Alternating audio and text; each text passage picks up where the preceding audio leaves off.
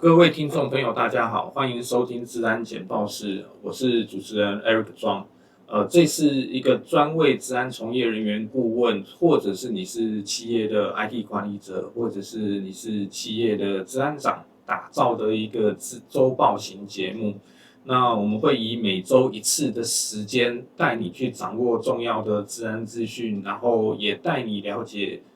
一个深入的一个治安议题。那本周的主题是 MFA， 什么是 MFA？ 我想大家其实都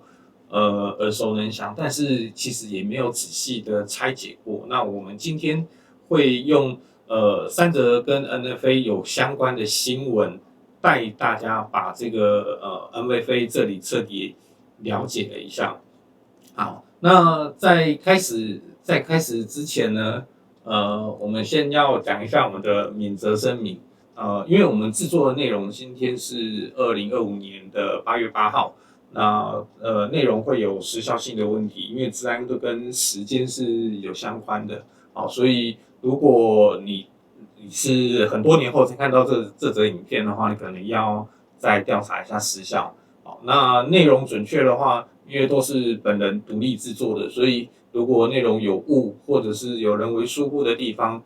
欢迎告诉我指正，那我们也会在后面做误刊的这个说明。那图片的引用或者是架构都会是从网上取得的。那如果是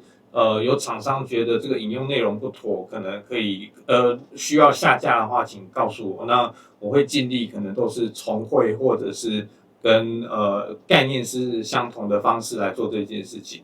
那影片这里如果有人是二次使用或者需要授权的话，必须事前通知，然后保留完整的上下文，不能有断章取义、扭曲的这个行为不然我们会有法律的责任问题。好，那我们就开始今天的主要的内容。那这个内容同时我们会在 YouTube 上面，也会在脸书上面也会在 IG 上面也会有。那同时也会把声音的音轨放到 Podcast 上面。那欢迎你用任何的方式去搜寻。那在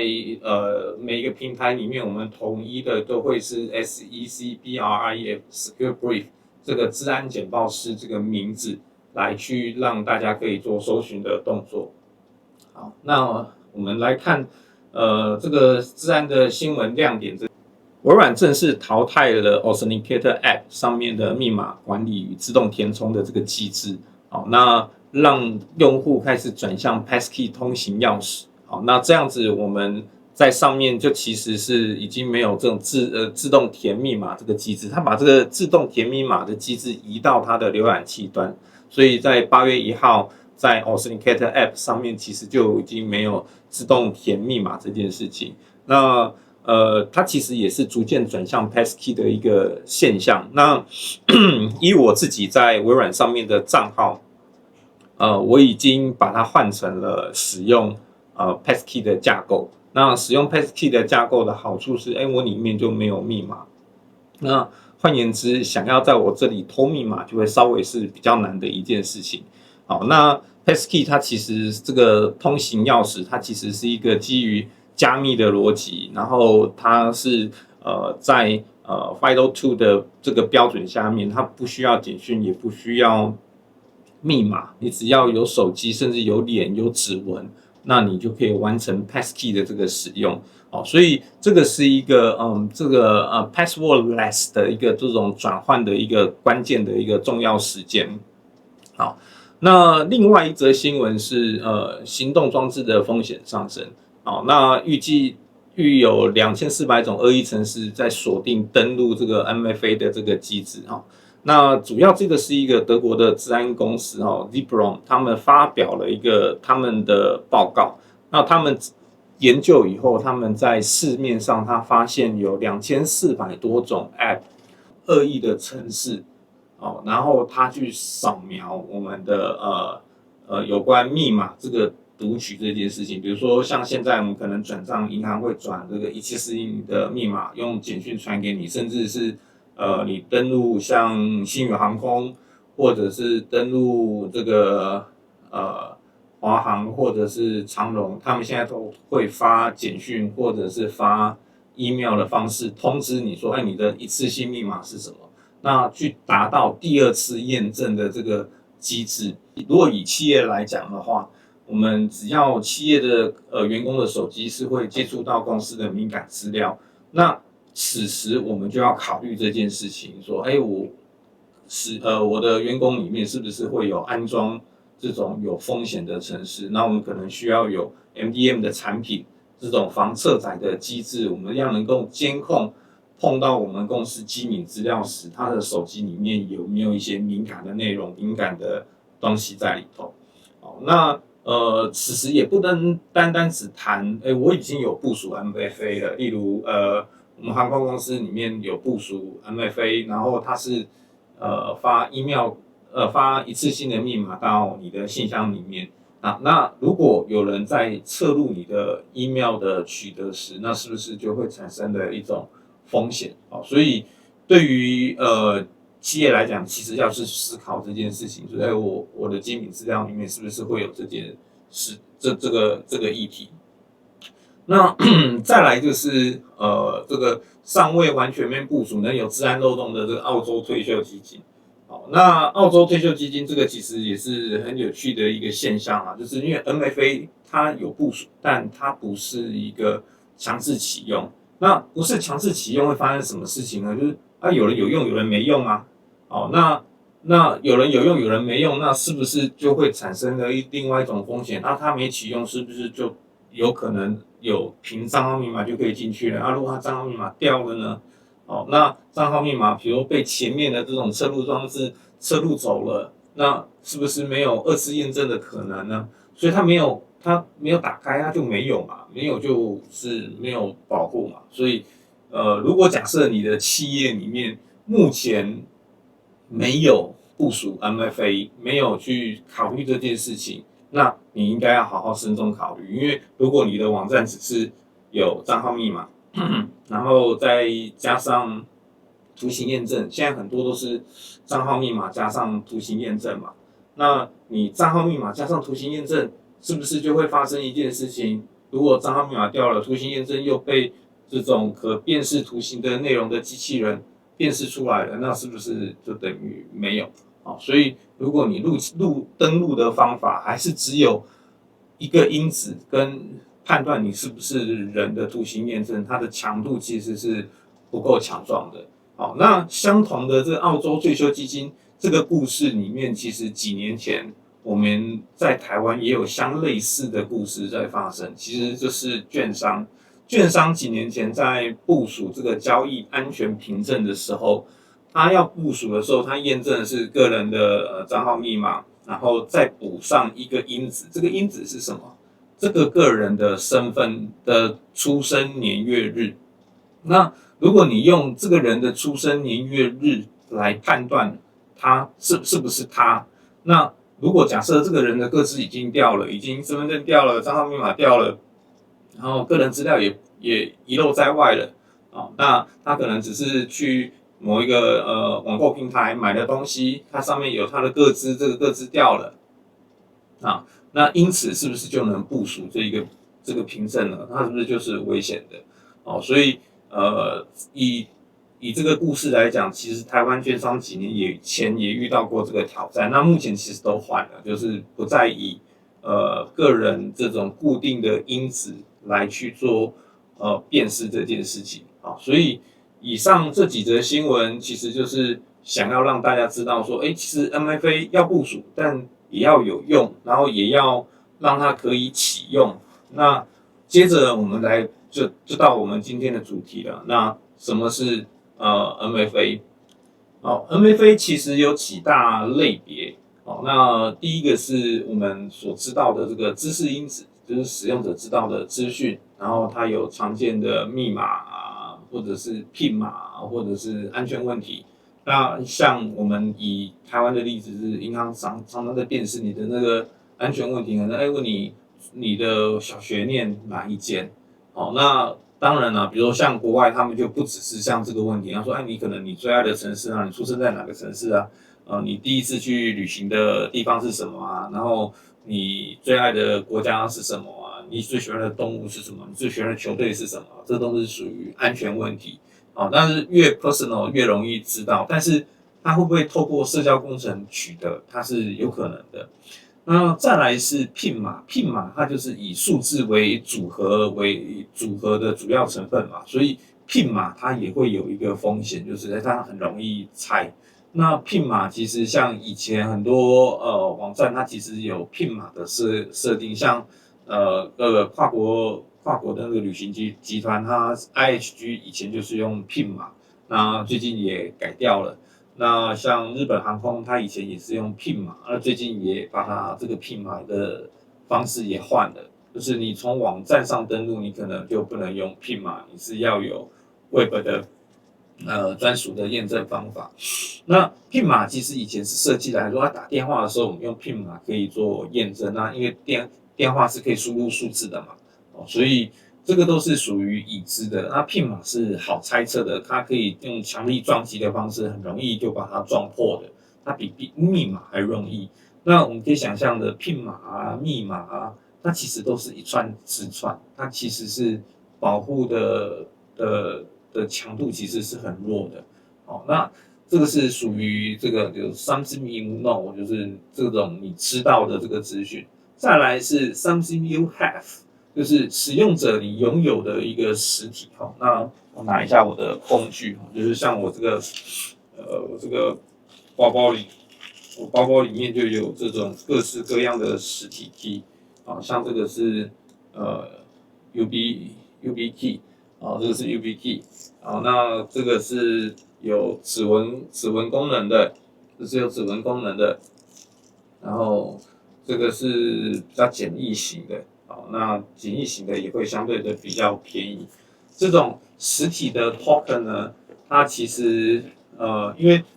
换言之，它都是实体的嘛，所以你务必要拿到这个实体的凭证，你才有办法去验证这件事情。那换言之，也有这种时间轴的，时间轴的，我们来看一下什么是以时间为范本的，像这个就是以时间为范本，像这个就是以时间为范本，就是 TOTP， 然后你装一个 App， 它其实就可以用的。那这段我就不马赛克了，因为这个是我先准备好的样板，它其实是不可使用的，是没有用的意义。那再来是生物因子，生物因子其实就是手机啊，我们 login 的时候可以用指纹啊，或者是脸部辨识啊，或者是虹膜，或者是声音，我们可以应用生物因子。所以这里面有几个特点，像这样子的这种指纹加实体的这种 token， 那它的强度就是最强的，它既有生物的特征，又有实体。所以它一定要拿到这个东西才能做存取，所以它就会变成可以有效的防止说，我只有单一一个方式，掉了，然后我可能东西就会被人家窃取走，或者是可以 log in 走。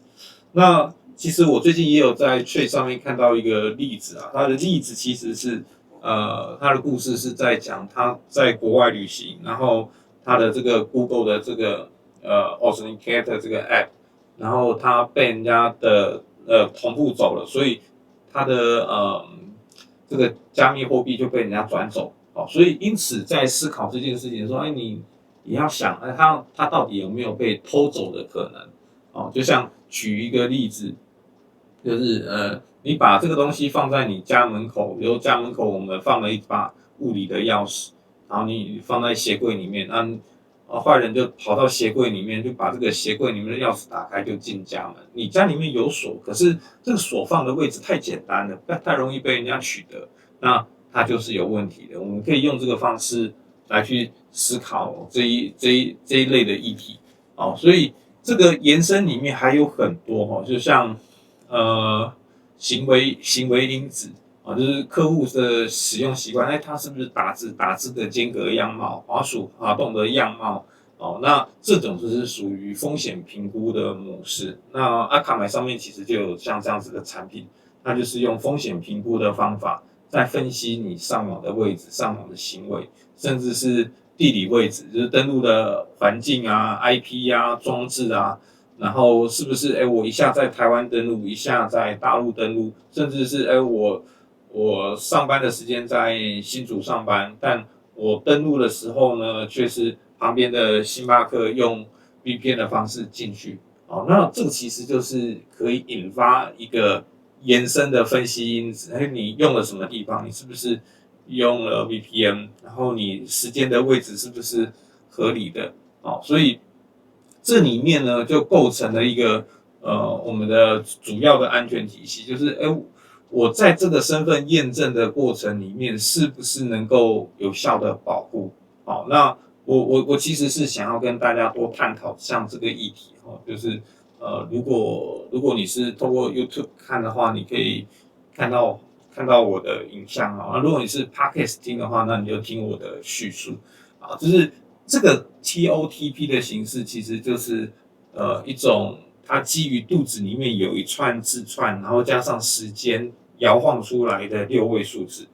那如果这个字串被人家偷走了，它是不是相当于密码被偷走了？只是有一个好处是说，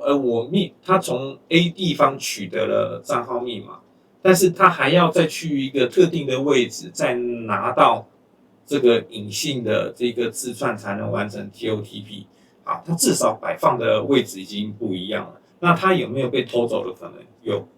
那这个 APP 它里面本身肚子有没有加密？如果它有加密，有做加密的处理，那问题可能还简单，事情还好处理。那如果假设它没有加密，那是不是可能被我们刚刚讲的这种2400只有风险的程式来窃取你的 TOTP 呢？哦，所以换言之，就是我们在思考的时候，其实就是要考虑这种硬体式的它还是有一个好处啦，你硬体不在旁边，它也是不能用。那这个是一个重要的一个逻辑。好，那实务上我们讲到这个 TOTP 的时候，我其实通常我会有一个概念啊，就是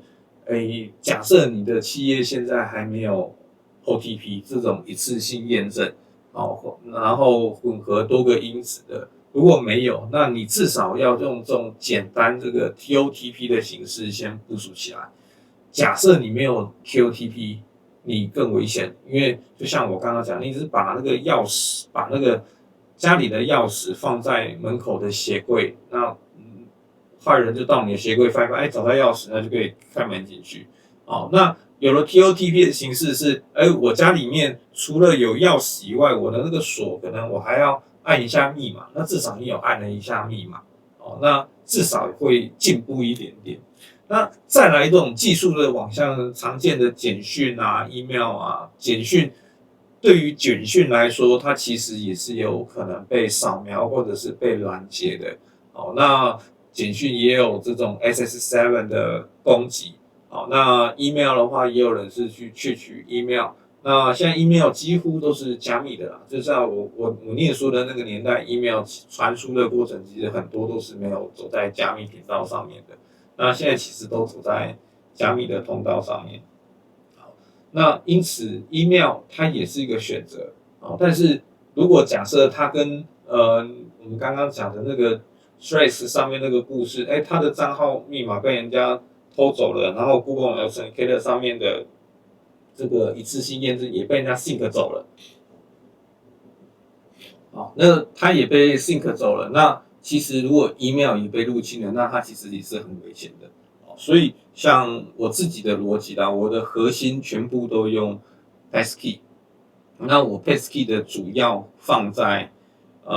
Apple 的管理机制上面。那 Apple 的账号呢，我实体的账号呢是用我的实体账号是用